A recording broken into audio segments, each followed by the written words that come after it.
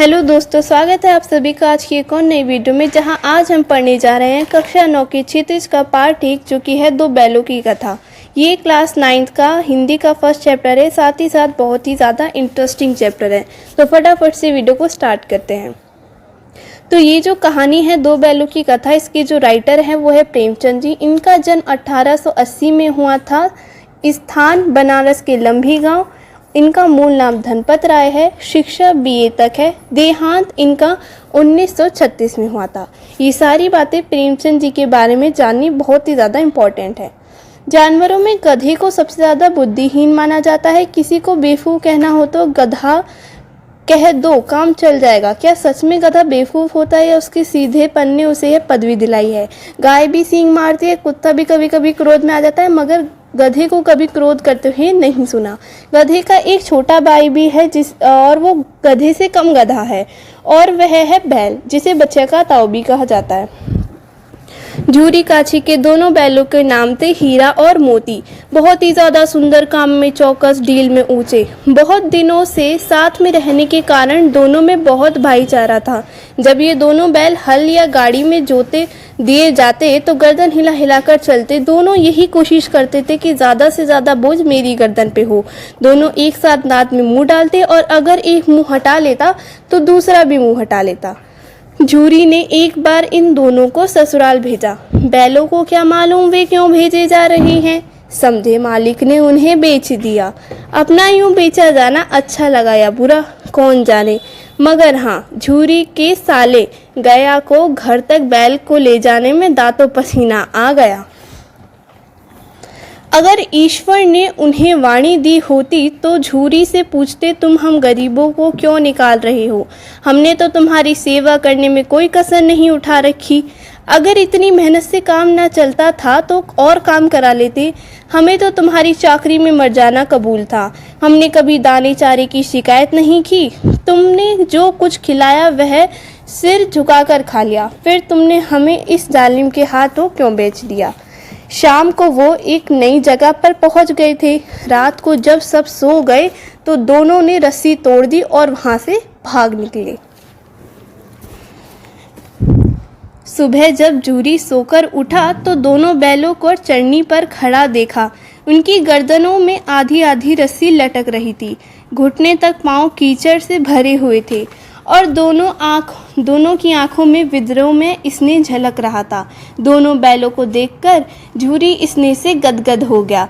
उसने दौड़कर उन्हें गले लगा लिया। घर और गांव के लड़के जमा हो गए और तालियां बजा बजाकर उनका स्वागत करने लगे। कोई अपने घर से रोटियां लाया, कोई गुड़ लाया, कोई चौकर लाया, तो कोई भूसी लाया। एक बालक ने कहा, ऐसे बैल किसी के पास ना होंगे। दूसरे ने समर्थन किया, इतनी दूर से दोनों अकेले चले आए। तीसरा बोला, बैल नहीं हैं, वे उस जन्म के आदमी हैं। इतना प्रतिवाद करने का किसी को साहस ना हुआ। झूरी की स्त्री ने बैलों को द्वार पर देखा तो जल उठी, यानी मतलब चिढ़ गई। वो बोली, कैसे नमक हराम बैल है कि एक दिन वहाँ काम ना किया, भाग खड़े हुए। झूरी अपने बैलों पर ही है आक्षेप ना सुन सका। नमक हराम क्यों है? चारा दाना ना दिया होगा तो क्या करते? स्त्री ने रोब के साथ कहा, बस तुम ही तो बैलों को खिलाना जानते हो, और तो सभी पानी पिला पिला कर रखते हैं। झूरी ने चिढ़ाया, चारा मिलता तो क्यों भागते? स्त्री चिड़ी, भागे इसलिए कि वे लोग तुम जैसे बुद्धों की तरह बैलों को सहलाते नहीं, खिलाते हैं तो रगड़ कर जोतते भी हैं। ये दोनों ठहरे कामचोर, भाग निकले। अब देखूं कहाँ से खली और चोकर मिलता है। सूखे भूसे की सिवा और कुछ ना दूंगी, खाए चाहे मरे। वही हुआ। मजदूर को कड़ी ताकीद कर दी गई कि बैलों को खाली सूखा भूसा दिया जाएगा। बैलों ने नाद में मुंह डाला तो फीका फीका, ना कोई चिकनाहट ना कोई रस। बेचारे क्या खाए? आशा भरी आंखों से द्वार की ओर ताकने लगे। झूरी ने मजदूर से कहा, थोड़ी सी खली क्यों नहीं डाल देता वे? मालकिन मुझे मार डालेगी। चुरा कर डाला ना दादा, पीछे से तुम भी उन्हीं की सी हुक्का होगे। तो दूसरे दिन झूरी का साला फिर आया और बैलों को ले चला। अब की बार उसने दोनों को गाड़ी में जुटा दिया 2-4 बार मोती ने गाड़ी को सड़क की खाई में गिराना चाहा, पर हीरा ने संभाल लिया। वह ज़्यादा सहनशील था। संध्या समय यानी कि शाम के टाइम घर पहुंचकर उसने दोनों को मोटी रस्सियों से बांधा और कल की शरारत का मज़ा चखाया। फिर वही सूखा भूसा डाल दिया। अपने दोनों बैलों को खली, चूनी सब कुछ दी। दोनों बैलों का ऐसा अपमान कभी ना हुआ था। झूरी इन्हें फूल की छड़ी से भी न छूता था। यहाँ मार पड़ी। सम्मान की व्यथा तो थी ही, उस पर मिला सूखा भूसा। नाद की तरफ आंखें तक न उठाई। दूसरे दिन गया ने बैलों को हल में जोता, पर इन दोनों ने जैसे पाँव न उठाने की कसम खा ली थी। वह मारते मारते थक गया, पर दोनों ने पाँव न उठाया। एक बार जब उस निर्दय ने हीरा की नाक पर खूब डंडे जमाए तो मोती का गुस्सा काबू के बाहर हो गया। हल लेकर भागा। हल, रस्सी, जोत, जुआ सब टूट टाट के बराबर हो गया। गले में बड़ी बड़ी रस्सियां ना होती तो पकड़ाई में ना आता। हीरा ने मूक भाषा में कहा, भागना व्यर्थ है। मोती ने उत्तर दिया, तुम्हारी तो इसमें जान ही ले ली थी, अब की बार मार पड़ेगी। पढ़ने दो, बैल का जन्म लिया है तो मार से कहाँ तक बचेंगी। गया 2 आदमियों के साथ दौड़ा आ रहा है, दोनों के हाथों में लाठियाँ है। मोती बोला, कहूँ तो दिखा दूँ कुछ मज़ा, मैं भी लाठी लेकर आ रहा है। हीरा ने समझाया, नहीं भाई खड़े हो जाओ, मुझे मारेगा तो मैं भी 1-2 को गिरा दूंगा। नहीं, हमारी जाति का यह धर्म नहीं है। आज दोनों के सामने फिर वही सूखा भूसा लाया गया। दोनों चुपचाप खड़े रहे। घर के लोग भोजन करने लगे। उस वक्त छोटी सी लड़की 2 रोटियां लिए निकली और दोनों के मुंह में देकर चली गई। उस एक रोटी से इनकी भूख तो क्या शांत होती, पर दोनों के हृदय को मानो भोजन मिल गया। यहाँ भी किसी सज्जन का वास है। लड़की भैरों की थी, उसकी माँ मर चुकी थी। सौतेली माँ उसे मारती थी। दोनों दिन भर जोते जाते, डंडे खाते और अड़ते। शाम को थान पर बांध दिए जाते और रात को वही बालिका उन्हें 2 रोटी खिला जाती। प्रेम के इस प्रसाद की यह बरकत थी कि 2-2 गाल सूखा भूसा खाकर भी दोनों दुर्बल न होते थे, मगर दोनों की आंखों में रोम रोम में विद्रोह भरा हुआ था। एक दिन मोती ने मूक भाषा में कहा, अब तो नहीं सहा जाता हीरा, क्या करना चाहिए? एक आध को सींग पर उठाकर फेंक दूंगा, लेकिन जानते हो वह प्यारी लड़की जो हमें रोटियां खिलाती है, उसी की लड़की है जो इस घर का मालिक है। यह बेचारी अनाथ ना हो जाएगी तो मालकिन को ना फेंक दूं? वही तो उस लड़की को मारती है, लेकिन औरत जात पर सींग चलाना मना है। यह भूले जाते हो। तुम तो किसी तरह निकलने ही नहीं देते। बताओ, तुड़ाकर भाग चले? हाँ, यह मैं स्वीकार करता हूँ, लेकिन इतनी मोटी रस्सी टूटेगी कैसे? इसका एक उपाय है। पहले रस्सी को थोड़ा सा चाप लो, फिर एक झटके में जाती है। रात को जब बालिका रोटी खिलाकर चली गई, दोनों रस्सियां चबाने लगे, पर मोटी रस्सी मुंह में ना आती थी। बेचारे बार बार जोर लगाकर रह जाते थे। सहसा घर का द्वार खोला और वही लड़की निकली। दोनों सिर झुकाकर उसका हाथ चाटने लगे। दोनों की पूंछें खड़ी हो गई। उसने उनके माथे सहलाए और बोली, खोल देती हूँ, चुपके से भाग जाओ, नहीं तो यहाँ लोग मार डालेंगे। आज घर में सलाह हो रही है कि इनकी नाक में नाथ डाल दी जाए। उसने गराव खोल दिया, पर दोनों चुपचाप खड़े रहे। मोती ने अपनी भाषा में पूछा, अब चलते क्यों नहीं? हीरा ने कहा, चले तो, लेकिन कल इस अनाथ पर आफत आएगी, सब इसी पर संदेह करेंगे। सहसा बालिका चिल्लाई, दोनों फुफाले बैल भागे जा रहे हैं। ओ दादा, दादा, दोनों बैल भागे जा रहे हैं, जल्दी दौड़ो। गया हड़बड़ाकर भीतर से निकला और बैलों को पकड़ने चला। वे दोनों भागे। गया ने पीछा किया और भी तेज हुए। गया ने शोर मचाया, फिर गांव के कुछ आदमियों को भी साथ लेने के लिए लौटा। दोनों मित्रों को भागने का मौका मिल गया। सीधे दौड़ते चले गए। यहाँ तक कि मार्ग का ज्ञान ना रहा। जिस परिचित मार्ग से आए थे उसका यहाँ पता ना था। नए नए गांव मिलने लगे। तब दोनों एक खेत के किनारे खड़े होकर सोचने लगे, अब क्या करना चाहिए। हीरा ने कहा, मालूम होता है राह भूल गए। तुम भी बेतहाशा भागे, वहीं उसे मार गिराना था। उसे मार गिराते तो दुनिया क्या कहती, वह अपना धर्म छोड़ दे, लेकिन हम अपना धर्म क्यों छोड़े। दोनों भूख से व्याकुल हो रहे थे। खेत में मटर खड़ी थी, चढ़ने लगे, रह रह कर आहट ले लेते थे, कोई आता तो नहीं है। जब पेट भर गया, दोनों ने आज़ादी का अनुभव किया तो मस्त होकर उछलने कूदने लगे। पहले दोनों ने डकार ली, फिर सींग मिलाए और एक दूसरे को ठेलने लगे। मोती ने हीरा को कई कदम पीछे हटा दिया, यहाँ तक कि वह खाई में गिर गया।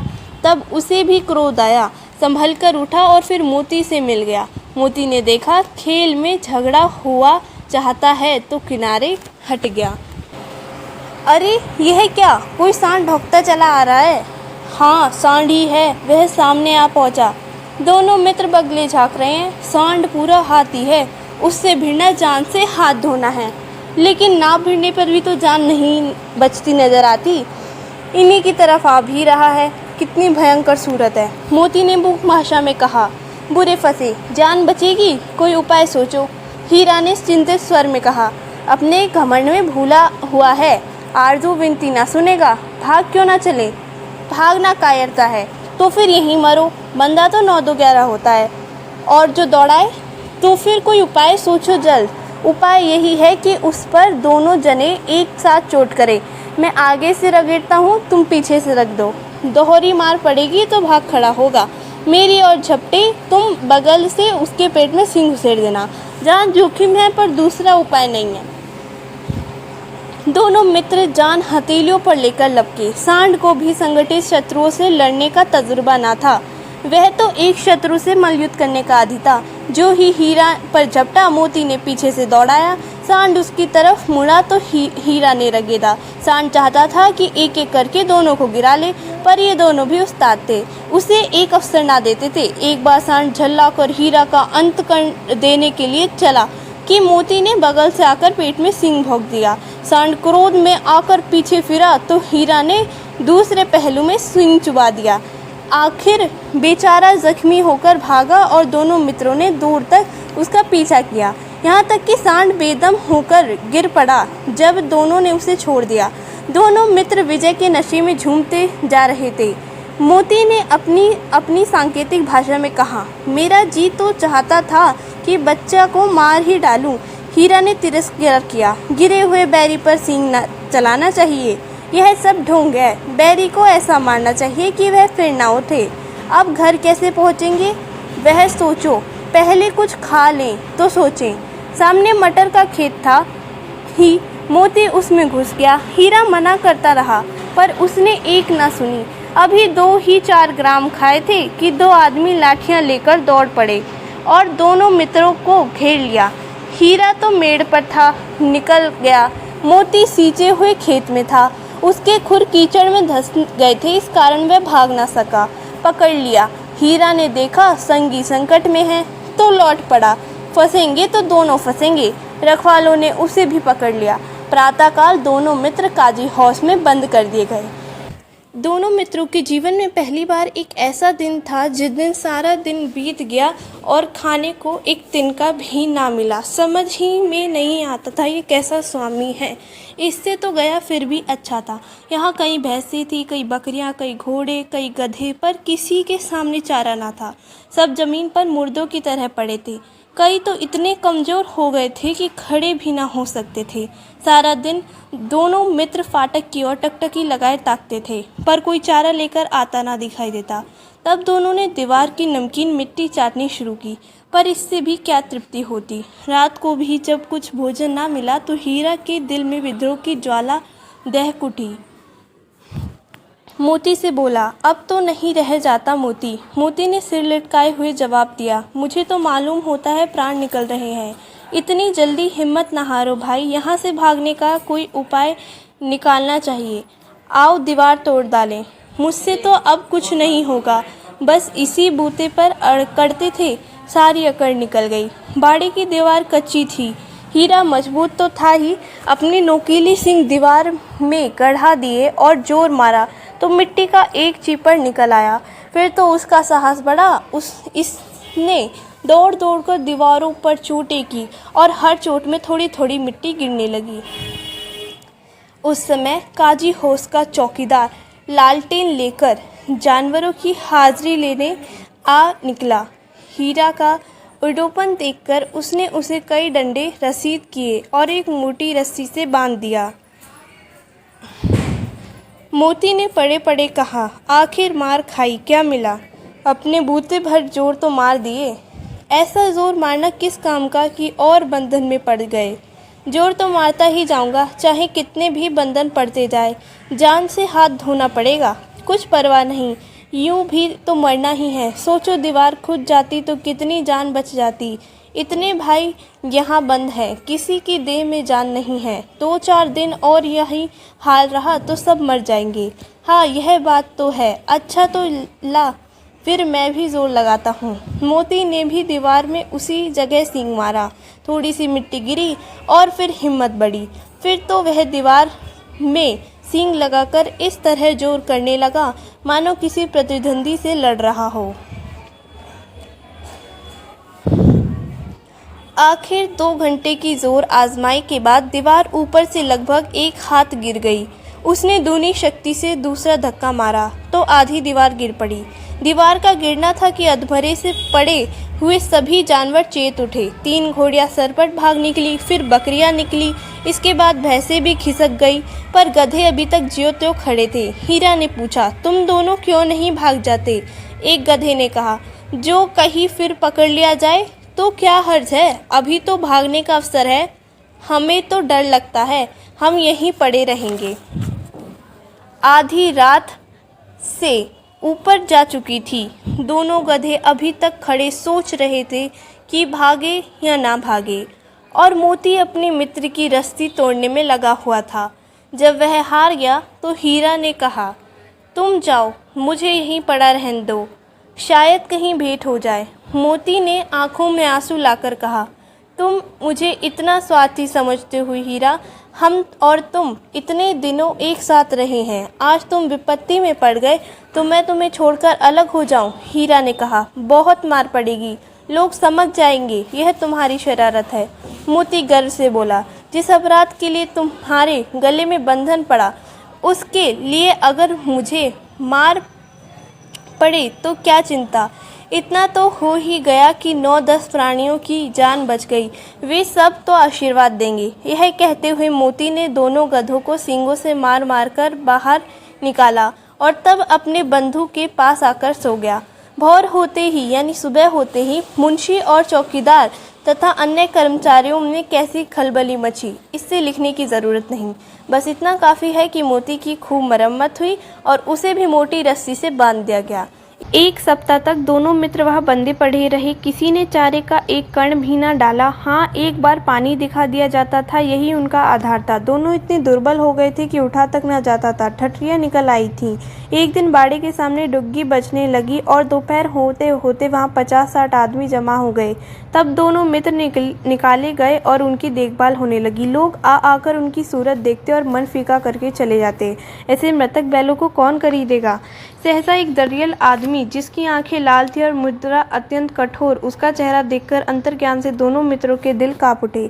हीरा ने कहा, गया के घर से नाहक भागे, अब जान ना बचेगी। मोती ने अश्रद्धा के भाव से उत्तर दिया, कहते हैं भगवान सबके ऊपर दया करते हैं, उन्हें हमारे ऊपर क्यों दया नहीं आती? भगवान के लिए हमारा मरना जीना दोनों बराबर है। चलो अच्छा ही है, कुछ दिन उसके पास तो रहेंगे। एक बार भगवान ने उस लड़की के रूप में हमें बचाया था, क्या अब ना बचाएंगे? यह आदमी छुरी चलाएगा, देख लेना। तो क्या चिंता है, मांस, खाल, सींग, हड्डी सब किसी न किसी काम आ जाएंगे। नीलाम हो जाने के बाद दोनों मित्र उस डरियल के साथ चले। दोनों की बोटी बोटी काँप रही थी। बेचारे पाँव तक ना उठा सकते थे, पर भय के मारे गिरते पड़ते भागे जाते थे, क्योंकि वह जरा भी चाल धीमी हो जाने पर जोर से डंडा जमा देता था। राह में गाय बैलों का एक रीवड़ हरे हरे हार में चरता नजर आया। सभी जानवर प्रसन्न थे, चिकने चपल, कोई उछलता था, कोई आनंद से बैठता पागुर करता था। कितना सुखी जीवन था इनका, पर कितने स्वार्थी हैं सब। किसी को चिंता नहीं कि उनके 2 भाई बधिक के हाथ पड़े कैसे दुखी हैं। सहसा दोनों का ऐसा मालूम हुआ कि यह परिचित रहा है। हाँ, इसी रास्ते से गया उन्हें ले गया था। वही खेत, वही बाग, वही गांव मिलने लगे। प्रतिक्षण उनकी चाल तेज होने लगी। सारी थकान, सारी दुर्बलता गायब हो गई। आह, यह लो, अपना ही हार आ गया। इसी कुएं पर हम पूर चलाने आया करते थे। यही कुआं है, मोती ने कहा। हमारा घर नगीच आ गया। हीरा बोला, भगवान की दया है। मैं तो अब घर भागता हूँ। यह जाने देगा? इसे मैं मार गिराता हूँ। नहीं नहीं, दौड़कर थान पर चलो, वहाँ से हम आगे ना जाएंगे। दोनों उन्नत होकर बछड़ों की भांति को ले करते हुए घर की ओर दौड़े। वह हमारा थान है। दोनों दौड़कर अपने थान पर आए और खड़े हो गए। दरियल की पीछे पीछे दौड़ता चला आ रहा था। झूरी द्वार पर बैठा धूप खा रहा था। बैलों को देखते ही दौड़ा और उन्हें बारी बारी से गले लगाने लगा। मित्रों की आंखों से आनंद के आंसू बहने लगे। एक झूरी का हाथ चाट रहा था। दरियल ने जाकर बैलों की रस्सियां पकड़ ली। झूरी ने कहा, मेरे बैल है। तुम्हारे बैल कैसे? मैं मवेश खाने से नीलाम लिए आता हूँ। मैं तो समझा हूँ चुराए लिए आते हो। चुपके से चले जाओ, मेरे बैल हैं। मैं बेचूंगा तो बिकेंगे। किसी को मेरे बैल नीलाम करने का क्या अधिकार है? जाकर थाने में रिपोर्ट कर दूंगा। मेरे बैल है, इसका सबूत यह है कि मेरे द्वार पर खड़े हैं। जो दरियल छल्लाकर बैलों को जबरदस्ती पकड़ ले जाने के लिए बढ़ा। उसी वक्त मोती ने सींग चलाया। दरियल पीछे हटा। मोती ने पीछा किया। दरियल भागा, मोती पीछे दौड़ा। गांव के बाहर निकल जाने पर वह रुका, पर खड़ा दरियल का रास्ता देख रहा था। दरियल दूर खड़ा धमकियां दे रहा था, गालियां निकाल रहा था, पत्थर फेंक रहा था और मोती विजयी शूर की भांति उसका रास्ता रोके खड़ा था। गांव के लोग यह तमाशा देखते थे और हंसते थे। जब दरियल हार कर चला गया तो मोती अकड़ता हुआ लौटा। हीरा ने कहा, मैं डर रहा था कि कहीं तुम गुस्से में आकर मार ना बैठो। अगर वह मुझे पकड़ता तो मैं भी मारे ना छोड़ता। अब ना आएगा तो दूर ही से खबर लूँगा, देखूं कैसे ले जाता है। जो गोली मार दे मर जाऊंगा, पर उसके काम तो ना आऊँगा। हमारी जान को कोई जान ही नहीं समझता, इसलिए कि हम इतने सीधे हैं। जरा देर से नादों में खली, भूसा, चोकर और दाना भर दिया गया और दोनों मित्र खाने लगे। झूरी खड़ा दोनों बैलों को सहला रहा था और 20 लड़के तमाशा देख रहे थे। सारे गांव में उछाल सा मालूम होता था। उसी समय मालकिन ने आकर दोनों के माथे चूम लिए। तो ये थी कहानी दो बैलों की। एंड जो है ये कहानी चैप्टर कंप्लीट हो चुका है। वीडियो चलिए लाइक कीजिए, चैनल पर है तो चैनल को सब्सक्राइब कीजिए एंड जो भी आपके डाउट हो कमेंट में पूछिए।